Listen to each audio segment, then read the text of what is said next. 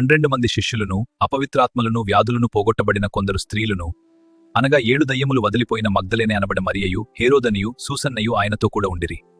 వీరును ఇతరులనేకులను తమకు కలిగిన ఆస్తితో వారికి ఉపచారము చేయుచు వచ్చిరి.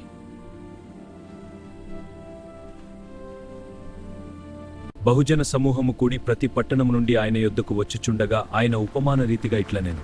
విత్తువాడు తన విత్తనములు విత్తుటకు బయలుదేరెను. అతడు విత్తుచుండగా కొన్ని విత్తనములు త్రోవ ప్రక్కన పడి త్రొక్కబడెను గనుక ఆకాశ పక్షులు వాటిని మృంగివేశెను.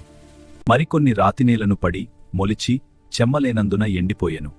మరికొన్ని ముండ్ల పొదల నడుమ పడెను. ముండ్ల పొదలు వాటితో మొలిచి వాటి నడిచివేసెను.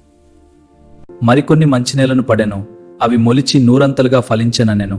ఈ మాటలు పలుకుచు వినుటకు చెవులు గలవాడు వినునుగా కని బిగ్గరగా చెప్పెను. ఆయన శిష్యులు ఈ ఉపమాన భావమేమిటని ఆయన అడుగగా ఆయన, దేవుని రాజ్యమమ్మములెరుగుట మీకు అనుగ్రహింపబడి ఉన్నది. ఇతరులైతే చూచియు చూడకయు వినియు గ్రహింపకయు ఉండునట్లు వారికి ఉపమాన రీతిగా బోధింపబడుచున్నవి. ఈ ఉపమాన భావమేమనగా, విత్తనము దేవుని వాక్యము. త్రోవ ప్రక్కనుండి వారు వినువారు గాని నమ్మి రక్షణ పొందకుండునట్లు అపవాది వచ్చి వారి హృదయంలో నుండి వాక్యం ఎత్తికొనిపోవును.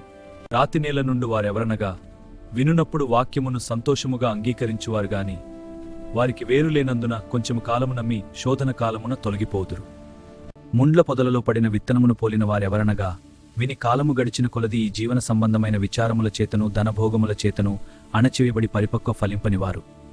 మంచి నేల నుండి వారెవరనగా, యోగ్యమైన మంచి మనస్సుతో వాక్యము విని దానిని అవలంబించి ఓపికతో ఫలించువారు.